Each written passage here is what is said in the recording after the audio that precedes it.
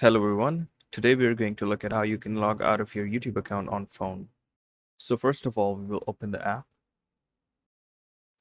So once you're in the YouTube app, you can see your home page, and at the bottom right there's a button that says You with the profile picture of your account. So we'll go ahead and click that.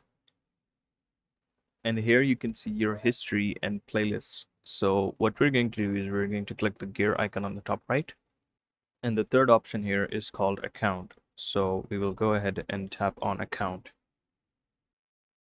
Here you can see all of your logged in accounts, but we will click Manage Accounts at the bottom. And once here you can see all of your accounts that are logged in, we will select the email that we want to log out.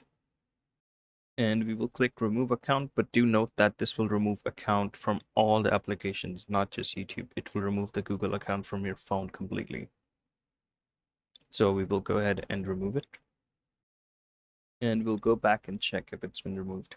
So as you can see, as soon as I got on YouTube, it said problem signing in, which means that my account has indeed been removed.